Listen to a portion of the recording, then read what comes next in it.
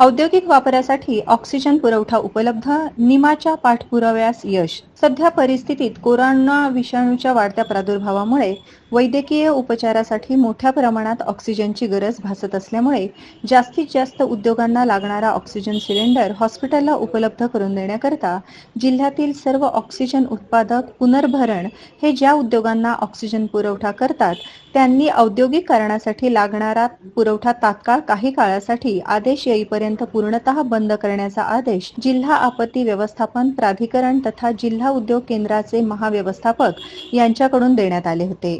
त्यानुसार कोरोना विषाणूचा प्रादुर्भाव आटोक्यात येत असल्यानं तसंच वैद्यकीय मागणी पूर्ण होऊन अतिरिक्त ऑक्सिजन सिलेंडर उपलब्ध आहेत. आजपर्यंत 116 खासगी कंपन्यांनी ऑक्सिजन सिलेंडर उपलब्ध व्हावे यासाठी अर्ज दाखल केले असून कामगार संख्या 18,004 आणि मागणी 1,394 एवढी आहे. तसंच जिल्हा उद्योग केंद्राचे महाव्यवस्थापक भामरे साहेब आणि अतुल दवंगे यांनी सगळ्या ऑक्सिजन सप्लायर्सला बोलावून याबाबतची माहिती दिली आणि आजपासूनच ऑक्सिजन सिलेंडर वितरित करण्यास सांगितलं. यासाठी निमाच्या वतीनं अध्यक्ष शशिकांत जाधव, मानद सरचिटणीस तुषार चव्हाण, खजिनदार कैलास आहेर, सहसचिव सुधाकर देशमुख यांनी जिल्हा उद्योग केंद्राशी सातत्यानं पाठपुरावा करून आवश्यक उद्योगांसाठी ऑक्सिजन पुरवठा उपलब्ध करून देण्याबाबत जिल्हा उद्योग केंद्राचे महाव्यवस्थापक यांच्याकडून आदेश मंजूर करून घेतले आहेत. कोविड महामारी दरम्यान जिल्ह्यातील उद्योग आधीच मोठ्या प्रमाणात गेल्या अनेक दिवसापासून आपण सगळेजण बघतोय की इंडस्ट्रीमध्ये ऑक्सिजन सिलेंडर मिळत नाही आणि त्यामुळे इंडस्ट्रीमधील अनेक कंपन्या बंद पडण्याच्या मार्गावर होत्या. बऱ्याच कंपन्यांना त्रासही झाला. अनेक कामगार त्या ठिकाणी कामापासून वंचित राहिले आणि सातत्याने निमाच्या माध्यमातून आम्ही कलेक्टर साहेब असतील किंवा जिल्हा उद्योग केंद्राचे भामरे साहेब असतील ह्या दोघांकडे पाठपुरावा करून संपूर्ण शहराची स्थिती निर्माण झाली होती की ऑक्सिजन सिलेंडर हा पेशंटसाठी कमी पडत होता. अनेक हॉस्पिटल या ठिकाणी नाशिक शहरात सुरू झाले आणि एकंदरीतच पाहिलं तर नाशिक जिल्ह्याचा जो काही पुरवठा होता किंवा जे मॅन्युफॅक्चरर होते ह्या मॅन्युफॅक्चररकडनं फक्त 4,000पर्यंतच्याच क्वांटिटीचे सिलेंडर बनत होते.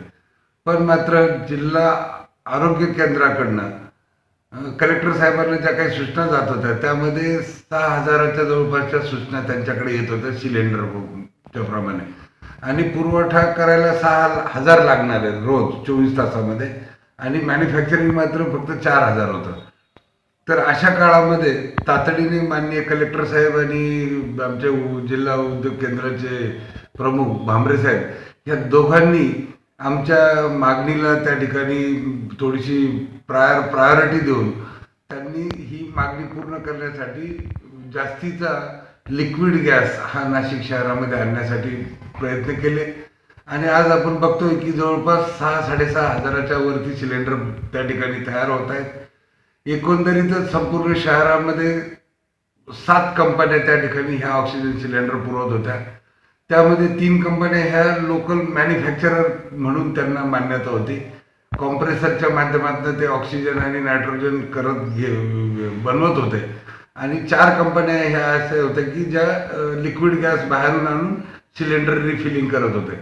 पण ह्या सगळ्या सिच्युएशनमध्ये शासनाच्या आदेशाप्रमाणे माननीय कलेक्टर साहेबांनी उद्योजकांना त्या ठिकाणी सिलेंडर मिळणार नाही अशा प्रकारची एक भूमिका त्या ठिकाणी त्यांनी मांडली आणि आधी सिलेंडर हे पेशंटला आणि मग फॅक्टरीला ह्या मुद्द्यावरती जवळपास 8-15 दिवस वेळ गेला आणि ह्या काळामध्ये अनेक उद्योजक खरोखर अगदी रडायलाच आले होते कारण त्यांचे 400-400 वर्कर, काही कंपन्यांमध्ये काही ठिकाणी 8-10 हजार वर्कर आणि काही ठिकाणी 1-2 कामगार जरी असतील पण पूर्ण काम त्या कंपनीचं त्या सिलेंडरशिवाय होत नव्हतं.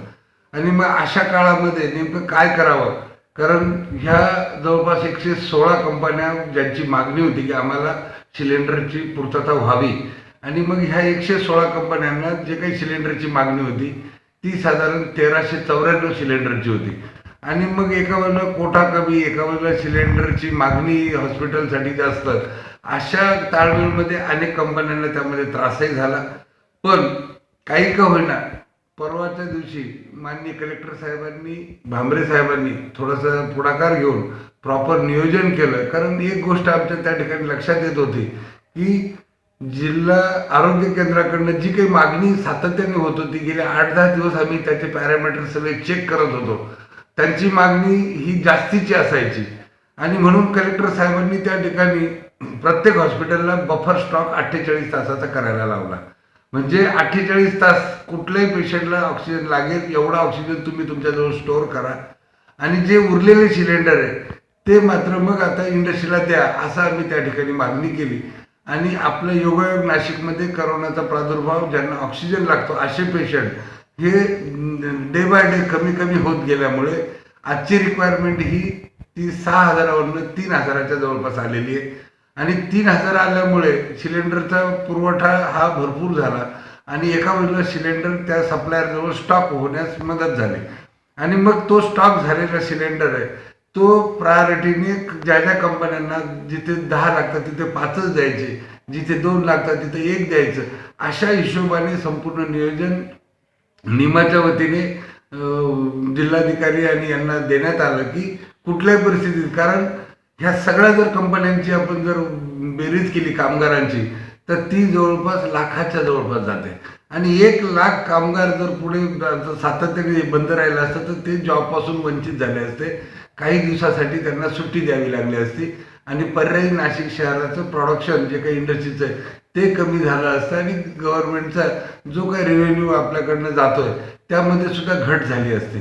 पण मला वाटतं निमाने हे सातत्याने खूप छान काम केलं आणि याचा एक फायदा झाला की गेल्या 2 दिवसापासून सगळ्या इंडस्ट्रीला आता भरपूर पुरवठा होतोय.